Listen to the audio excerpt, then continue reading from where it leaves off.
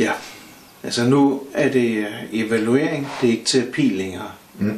Men det er fordi det er en undervisnings-DVD, at så tager vi en snak om, hvad der er sket i terapien. Ja.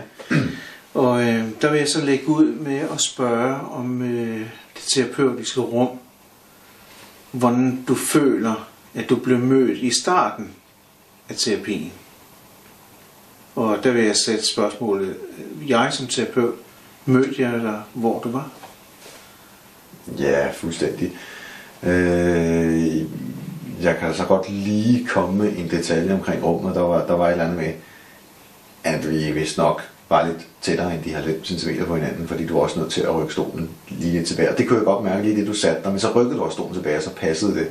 Okay. Så altså, det er sådan en lille, nærmest ubetydelig detalje, så derfra så... Ja, okay. Altså din attitude var fuldstændig imødekommende. Men hvorfor jeg gerne vil være inden for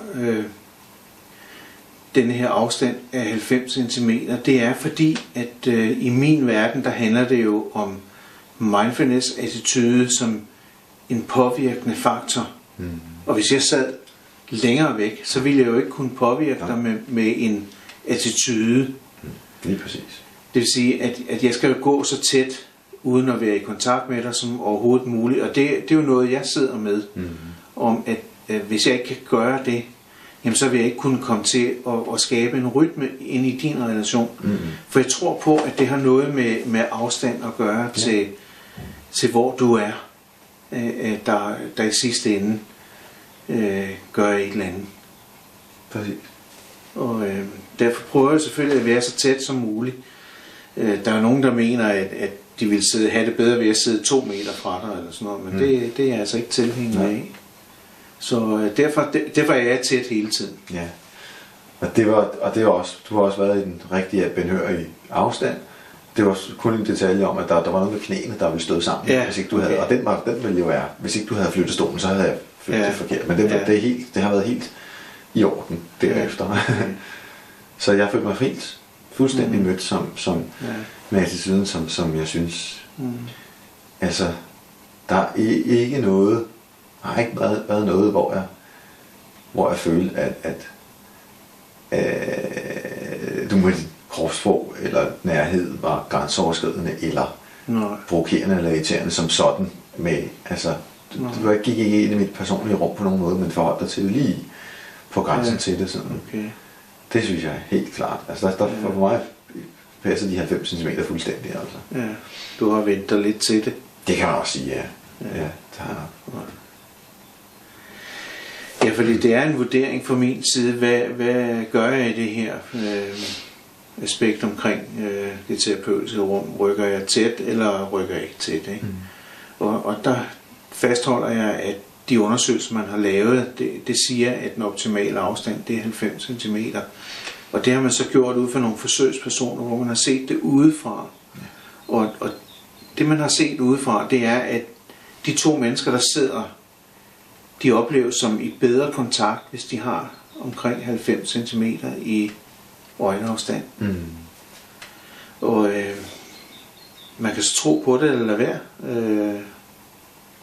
Men altså, nu tror jeg på det. Ja, og der kan man også sige, at en form for tro kan styrke ens virken i det, hvis man selv er overbevist om ting, og sådan har jeg det også. Det kan jo være, at der er nogle mennesker, der vil være uenige og synes, at 112 cm er bedre for dem eller andet. Ja, men så når vi jo også ud, så vil det også være 112 km, og så kunne det være fjernhealing, ikke? Ja, jo, lige præcis. Altså, de videnskabelige forsøg viser, at de 90 cm, at der er noget der. Ja. Altså jeg tror på, at kontakt, selvom den ikke direkte er fysisk, så er den bedst så tæt som muligt. Ja. For ellers så toner den ud. Så bliver den mere diffus, ikke? Ja. Og så er det, som jeg siger, så kan det lige være 112 km. Så er det bare at ringe, ikke? Og så er det fjernhealing. Ja. Men det tror jeg så ikke rigtig på. Men så det er ligesom at lige ligge i, hvis man placerer hånden på vandoverfladen, og ikke både ned under den, og heller ikke fjerne sig fra overfladen. Så skal man lige ligge i overfladen. Det kan jeg godt fornemme. Altså, det er selvfølgelig altid være et tema, og man skal tage op med sin klient, hvorfor man sidder så tæt, ikke? Og bruge lidt tid på at hvorfor det forekommer, ikke? For ellers så kan klienten jo godt tænke, ups, ikke? Ja. Men altså jeg mener, hvis man selv er åben som terapeut, og selvfølgelig har respekt for sin klient. Altså jeg ved godt, at jeg kan provokere dig nogle gange, eller udfordre dig nogle gange, ikke? Men det er ikke det samme som ikke at have respekt for dig. Præcis. Jamen så synes jeg godt, at det kan accepteres. Ja. Så. For det selvfølgelig skal man ikke i det her, ifølge min opfattelse, røre klienterne overhovedet. Men jeg synes, man skal prøve at gå så tæt på som muligt.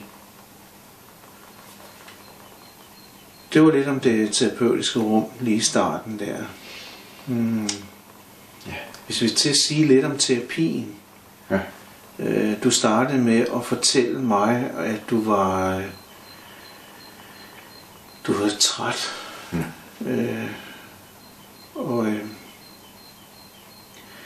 Du kom også lige pludselig ind på at ville forklare nogle ting om, hvor nogle andre oplevede det. Og den tager jeg fat i med det samme. Ja. Og har ikke lyst til at høre på. Hvordan er du det med det? Ja, men det er jo sådan lidt modsat rettet fornemmelse af det, fordi at jeg følte behov for lige at sætte nogle ting i perspektiv, eller forklare det på den måde. Ja. Men så kan jeg godt se, at jeg skulle forholde mig til mig selv, eller jeg følte ikke, altså, jeg følte ikke, det var noget, jeg blev sur over. Men jeg stadig lige havde behov for at forklare, hvorfor jeg lige, og altså redde den lidt, ikke? Og det var, fordi jeg ved selvfølgelig godt, at det er særdeles provokerende over for dig at sige, at det gider jeg ikke høre. Ja. Lige den forklaring der. Men det handler jo om, at jeg trækkes med ud i den forklaring om, hvad andre mennesker gør i de her situationer. Og så bliver jeg inkongruent i min opfattelse af min egen empati over for dig. Fordi jeg tager kontakt til min indre værdi, hvis jeg føler ud i, hvad mener andre lige om dit projekt lige her. Ja. Og det er dig, der fortæller, hvad de andre mener. Og det vil sige, det bliver jo ikke engang en egen fortælling. Og den står jeg af overfor. Og skærer igennem og siger, at det har jeg ikke lyst til at høre. Ja. Og jeg er lidt konsekvent, det ved jeg, hvor det var sådan, at sagde, jamen det har jeg bare ikke lyst til at høre. Ja. Hvad er din oplevelse af min attitude lige der? Jamen jeg havde det stadigvæk sådan, at jeg havde behov for at forklare, hvorfor jeg altså havde lyst til, bare lige for at sige nogle ord, og forklare noget, havde jeg lyst til. Men det var egentlig ikke så slemt, at jeg måtte slippe det. Jeg kunne godt acceptere, at du ikke ville høre på det. Og så derfor synes jeg, at terapien der har virket godt. Fordi det har selvfølgelig den terapeutiske forklaring, at jeg kan ikke tillade mig at gå ud og blive inkongruent i min empatiske forståelse lige der. Og så er jeg nødt til at gå ind og sige, jamen det vil jeg ikke, simpelthen ikke være med til. Nej. Altså jeg markerer mig selvfølgelig stærkt som terapeut, som at her, der møder du sgu en, der er sig selv, ikke? Og det gør, der sker jo faktisk også det, som jeg også påpeger, at du kan ikke trække dig ind og forklare mig noget om, hvad du mener. Du bliver meget usikker lige der, fordi jeg forkaster din forklaring. Ja, til dels usikker, eller jeg bliver lidt irriteret, eller ja, altså usikker på om, altså lige kan man sige, usikker på lige det, om du egentlig vil møde mig, eller forstå mig der, hvor jeg er, men det er jo så det, der er din proces, som du også fik, eller proces, hvad man kalder det, det var så det, det var sådan lidt, jeg kæmpede sådan lidt med at have en følelse af, at der havde du ikke, der fulgte du mere nogle strikse regler, end at ville forstå mig, men det du egentlig gjorde, det var netop og jeg har mig til at forstå, at det kan ikke handle om de andre, hvis den terapeut ikke kan forstå. Og det var lidt svært, fordi jeg lige præcis i den situation, fordi jeg er godt bevidst om det der med, at man ikke kan snakke om de andre, men jeg ikke skal snakke om de andre. Men det gjorde du alligevel. Ja, og det var fordi lige i den situation, der havde jeg bare behov for at sætte billedet på noget, eller sådan beskrive noget, som hvor jeg synes, kunne jeg ikke lige. Men det jeg har behov for, hvis du skal sætte billeder på, det var, at du kunne sætte dit eget billede på og kommunikere det over til mig. Jamen det bestod af en sammenligning. Ja, det skal det ikke være, for det kan jeg som terapeut ikke rigtig bruge. Nej. Fordi det handler om de andre. Ja. Og deres sammenligning med noget, der ligner dit. Ja. Men det jeg havde brug for der, altså jeg synes selv, jeg var nødt til at bevare min egenarthed, altså det vil sige mindfulness-tilstand intakt. Og så prøve jeg at sige, okay, men det er det, der er vigtigt her, det er at sige nej til dig. Det er også få dig til at fortælle, hvis du kunne, give mig inputtet, som handlede om dig, og din holdning til det. Ja. Sådan så den blev mere tydelig. For det jeg opdagede selvfølgelig godt, at du blev lidt forvirret. Jeg påpegede den selvfølgelig også, ikke? For jeg synes, det var lidt interessant for dig at vide, at jeg havde set det. Lige der. Ja. Det er jo også en form for terapeutisk intervention, og at jeg som terapeut bibeholder min attitude, og siger, okay, jamen jeg er her, og her har jeg lyst til at møde dig. Ja. Fordi at det er jo igen det, at jeg er nødt til at tage stilling til, hvor skal jeg møde dig henne. Fordi det kan jo ikke være noget, at jeg bare møder dig alle de steder, du kommer i en relation, fordi så bliver jeg bare forvirret til sidst. Jeg er nødt til at lave en selektiv vurdering af, hvad der er mest betydende i vores møde. Fordi i bund og grund kan jeg jo ikke møde dig 100% som det menneske du er, altså overalt i dine relationer, vel? For du er jo i min verden meget vidtspændende som menneske, og det vil være umuligt at kunne favne det hele. Ja. Men jeg kan jo favne det, jeg støder på i relationen. Ja. Giver det mening, det her? Ja, altså en ting er, at det er aldrig hensigtsmæssigt, at jeg som klient taler om de andre, men jeg kan især også godt forstå, når du fortæller mig, at du er nødt til at begrænse det til det, du kan gribe, altså at tage mig som der. Ja. Hvis du skal forstå mig der, hvor jeg er, så det vil du simpelthen ikke gøre, hvis du begynder at tage ind noget af det, jeg fortæller om. Fordi så ser jeg jo ikke dig som den, du er. Nej. Og det er jo punkt 1, jo ikke, altså. Og det var så det, jeg lige der måske vil sige, at lige nu er jeg jo den, der gerne lige vil sammenligne med nogle andre, men det er jo ikke sådan, det fungerer. Altså. Så det fik jeg en god forståelse af. Og jeg vil sige, at når jeg ikke er så træt som jeg er i dag, så har jeg lettere ved ikke at skulle begynde at fortælle om de andre. Det er som om det var noget. Der var et eller andet omkring det, hvor vi ramte det der med, eller jeg ramte det der med at måske have en fornemmelse af at springe over, hvor gaden var lavest, fordi jeg var træt. Der er noget med det der, at jeg har behov for, og jeg var lidt irriteret over, at du ikke accepterede den. Ja, okay. Fordi når jeg er mere vågen, så kan jeg bedre forstå det og bedre klare det. Så er du bedre til at kunne dele med mig der. Ja. Det kan jeg godt sætte mig ind i, fordi det er selvfølgelig også lettere at trække mig derud også, og så springer jeg også over sammen med dig der, hvor gaden er lavest. Men det er jo ikke min hensigt. Nej. Fordi at jeg går jo også lidt videre i terapien og siger, jamen, jeg vil udfordre dig ved at sige, at du faktisk ikke havde lyst til at ændre på tingene. For du sidder og selvfølgelig og siger til mig, at du har lyst til at gøre nogle ting og undersøge nogle ting, nogle drømme du har om noget job og sådan noget. Men der vil jeg sige, der udfordrer jeg dig rigtig meget. For jeg tænkte på lige der, skal jeg bare sidde og høre og lytte og forstå dig? Så tænker jeg, nej, det vil nok ikke hjælpe dig ret meget, for det forstår du jo godt selv, alt det der. Men jeg kunne udfordre lidt på din egen relation ved at sige, nu skal du høre, hvad jeg mener. Jeg synes faktisk ikke, du har lyst til at være der, hvor du drømmer om at være. Du har lyst til, hvor du er lige nu. Der har du lyst til at være. Ja. Det var ligesom, i stedet for bare, som du siger, at være lyttende, så gik du lidt i, man kan sige, imod min strøm, men på en måde, som ikke bare var provokerende, men som der var noget sandhed i. Ja, okay. Der var lidt sandhed i den. Ja, og det er jo der, men det er jo så det der var interessant med omkring, at jeg følte mig jeg er lidt frustreret over at være der, men altså, Det var en sjælden, det synes jeg nok var en terapeutisk intervention igen. Det der med, at man pludselig, altså lille, jeg ved ikke, om man kan kalde det et wake-up call, men i hvert fald en fremmed eller ny fornemmelse af at opleve dig sådan, uden at være dømmende,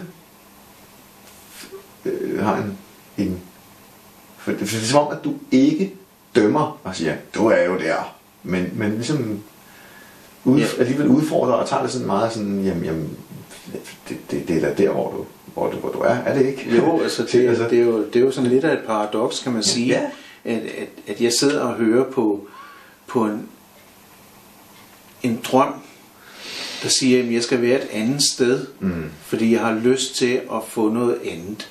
Jeg har lyst til at få familie, siger du. Jeg har lyst til at få et job, men det skal være noget bestemt job, der skal være nogle bestemte betingelser. Så tænker jeg, ja, det er godt, at du har det der, men det er jo ikke der, du er. Nej.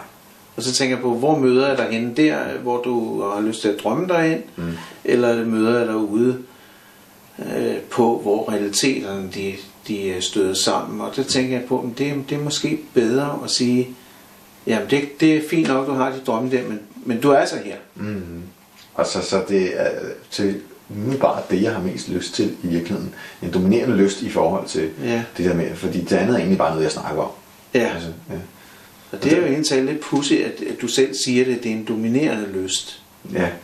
Ikke? Og selv som jeg ikke vil acceptere, at det er lysten, men den er større end den der, som bare bliver til at drømme. Altså, så kan man så diskutere altid, hvor kommer de der dominerende lyster fra, men altså, i min verden, så kommer de jo fra en selv, ikke? Altså, hvis du spørger mig. Ja, uden man er klar over det. Man kan blive man kan være klar over det, eller så kan man glemme det. Ja. Altså, jeg er ikke sådan en, der tror på, at ting kommer, uden at de har en grund et eller andet sted. Det forstår jeg godt. Men det kan også give mig i hvert fald følelsen af, at altså jeg har i hvert fald en følelse af, at de kommer jo fra en, men jeg har også et ønske om, at jeg vil, det er svært at sige, at man, altså det er sgu meget svært at sige, fordi her føler jeg ikke, at du vil købe den, selvom jeg har lyst til at sige det. Altså, og vi skal jo heller ikke være enige om alt,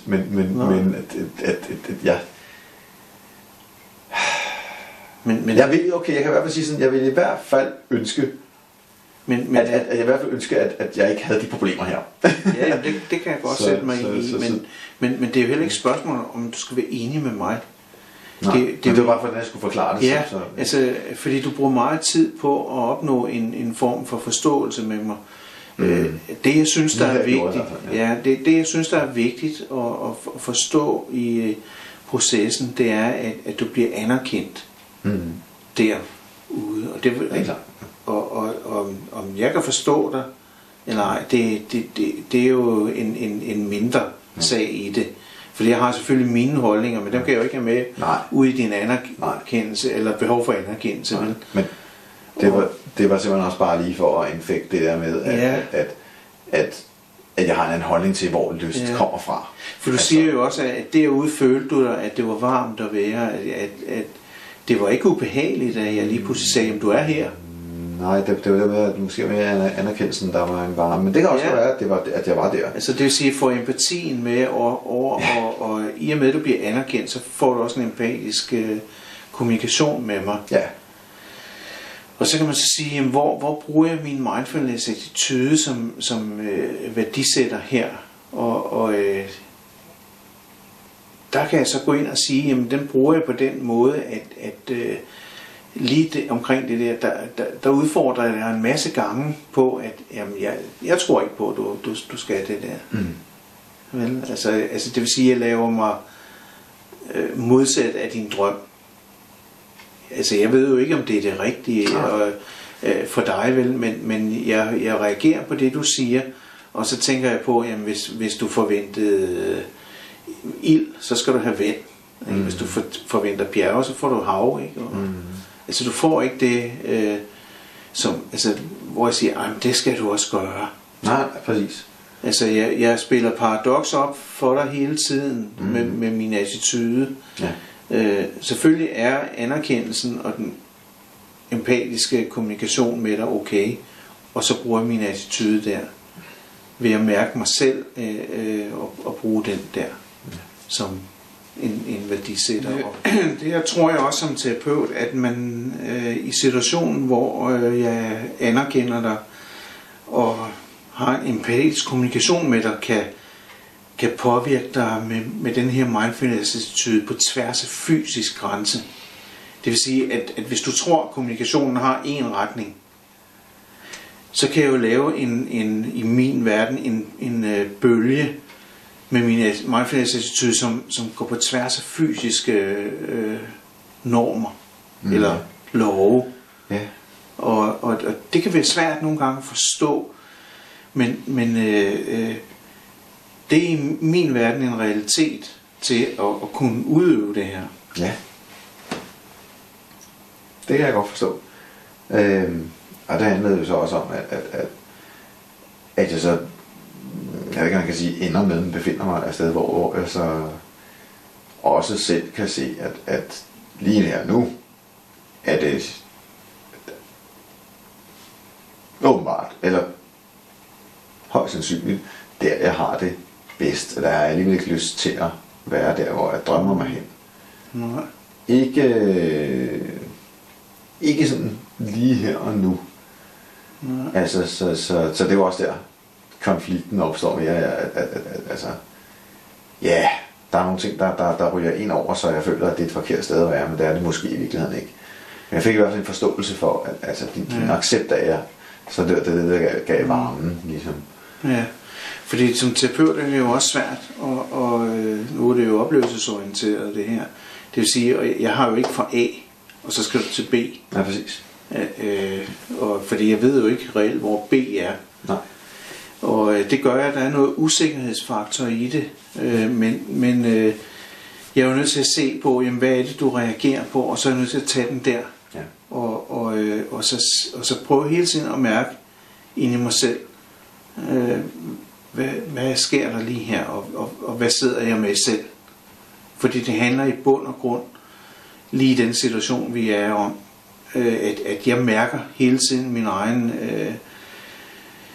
attitude inde i mig selv, og prøver at reflektere over, hvad sker der ved at høre det, du siger, og det, du gør, og smage på det, og så reagere derefter. Og så må det være det er. Det er, at det er nødvendigt for mig at være autentisk i bund og grund. Ja.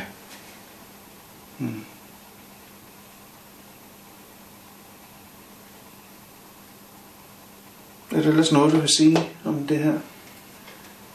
Nej, egentlig ikke.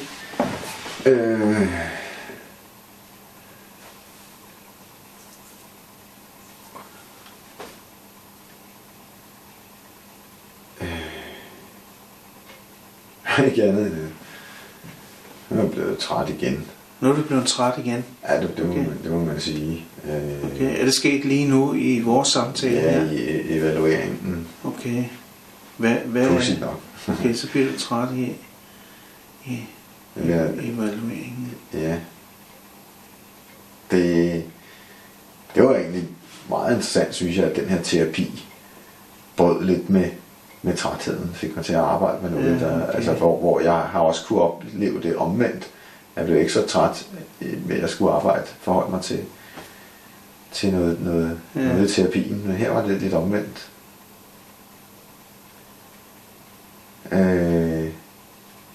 Jeg synes, at evalueringen her er lidt anstrengt. Okay. Egentlig her, selvom det egentlig bare burde være, nu er vi færdige, nu er det et frit rum sådan mere, eller hvad skal man sige. Ja. Så den der... Men så kan du jo anskue det på den måde, at jeg påfører dig en anstrengthed. Ja, eller hvad? Jeg pudsigt nok... Ja, hvis du gør det, så gør det mere nu end under terapi. Det er egentlig underligt. Det kan også bare være, at nu er jeg fysisk træt. Men det burde jo også være påført dig i terapien. Ja. Hvis det er, for det her, det er jo bare en almindelig samtale, vi har, ikke? Jo. at jeg så påfører dig en form for anstrengthed. Ja. Jamen det må så være...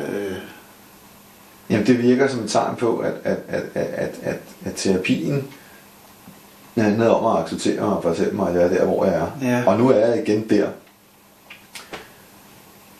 hvor jeg skal forholde mig til, at jeg forestiller mig, at jeg skal et andet sted hen, eller forstår du? Ja, altså, okay. Nu skal jeg igen forholde mig tilbage til virkeligheden. Ja, okay, til realiteten. Ja. Ja, det der. Ja, for nu er jeg jo ikke terapeut lige nu. Nej.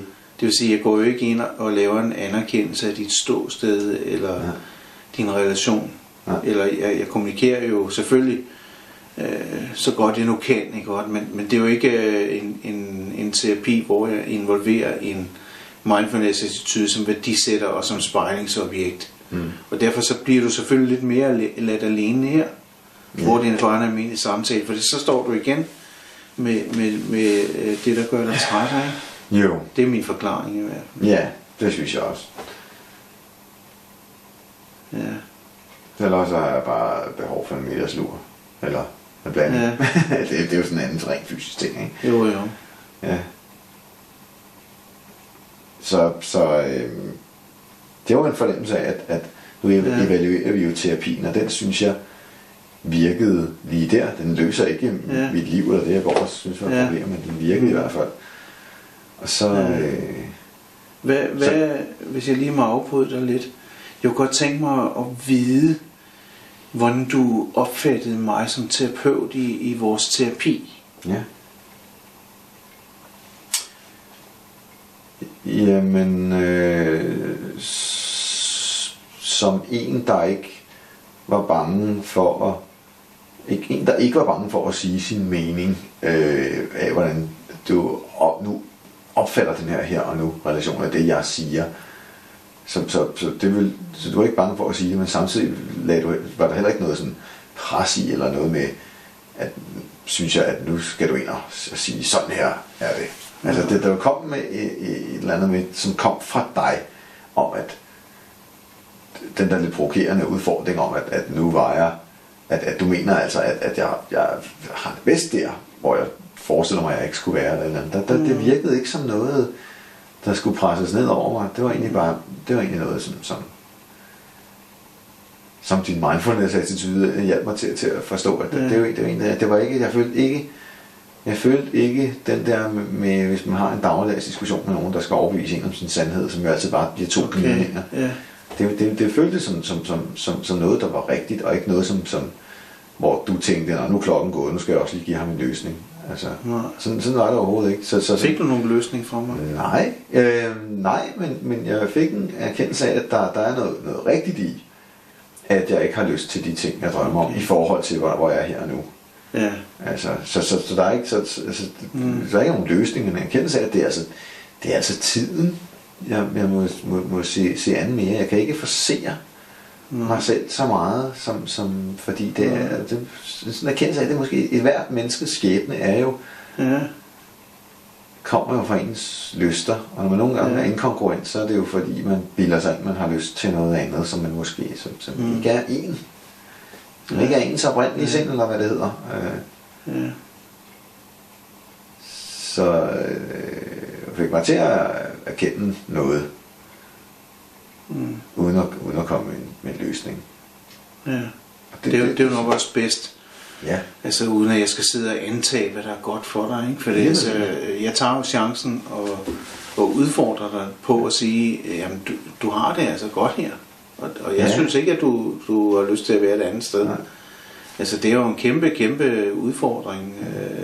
Det er provokerende, fordi at jeg synes egentlig ikke, jeg har det så godt her, men jeg har det sgu nok værre, hvis jeg skulle forsere mig hen det sted. Ja, det var det. Ja. Så jeg tænker også som terapeut, det er måske der, jeg skal gå ind og møde dig, fordi det er jo svært lige at gå ind og sige, nu skal du gøre sådan og sådan, fordi jeg kan sagtens sidde og sige, nu skal du bare stå op kl. 6 om morgenen og tage et arbejde kl. 7. Ja, det kan være at sige. Ja, det kan være at sige. Det er jo ikke sikkert, at det vil løse noget som helst, vel? Så jeg tager jo chancen og møder dig ude på det stik modsat af, hvad dine drømme er, ude hvor du er. Ja.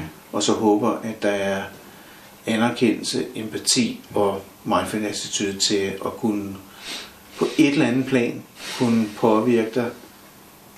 At jeg kan optage det. Ja. Sådan så du får set din relation anderledes. Ja. Men jeg kan ikke gå ind og garantere, om du vil gøre det ene eller det andet, eller om du får noget ud af det. Eller. Så. Ja. Og det er jo interessant i og med, hvad var det jeg vil sige, at med henblik på, at man jo selv skal jeg skal jo selv opdage, hvis der er noget, altså kan jeg overhovedet opdage, at hvad der er at gøre i det her. Ja. Altså, er der egentlig noget, er der egentlig noget mål, eller noget, jeg kan konkret sige, at nu skal, altså hvor du netop ikke er coach eller rådgiver. Altså, hvor det vil nok, altså det er overbevist om, at det vil være forkert af mig at gå til sådan en. Det kan jeg jo så ikke engang selv vide, men det har jeg en fornemmelse af. Så det er en klar mindfulness terapi, som jeg godt kan mærke fungerer på den måde, altså ret imod at få mig til at se realistisk på tingene egentlig, uden at være dømmende, uden at bedømme. Altså. Fordi du kunne jo godt sidde og sige, ved du hvad, det er jo vigtigt, at du gør sådan og sådan for at få børn og karriere. Det kunne du jo godt sige, men det realistiske er, at jeg måske i virkeligheden har det bedst, hvor jeg er det. Så at sidde og sige, at man skulle gøre sådan og sådan, det vil ikke være realistisk. Nej, altså fordi det er jo også som terapeut noget af dilemma og bekræfter ude i, hvor at du er i en uhensigtsmæssig relation, men jeg kan ikke rigtig forholde mig til, hvordan dine drømme de vil være, eller, altså, fordi det er jo igen nogle tanker, som ikke er så kraftige i forhold til det, jeg hører og ser. Ja. Så skulle jeg have været mere inde i en proces, hvor jeg virkelig var i gang med det her, og så oplevede nogle konflikter med et eller andet, som måske var udefra. Og så var det måske en anden, jeg skulle snakke med. Eller hvis det nu virkelig var noget udefra, nogle andre, der gjorde. Altså her nu har jeg tidligere sagt noget om nogen, der gjorde noget engang, og det forholder vi sig ikke til her på den måde. Men hvis der her nu var nogen, der var i konflikt med, så var det måske ikke. Altså, det er faktisk kun mig selv, det hele her handler om her nu. Altså. Okay. Vi skal til at slutte den her. Er der noget, du vil sige til mig her? Du har lyst til, eller sidder med? Der vil jeg sige tak for en hensigtsmæssig terapi.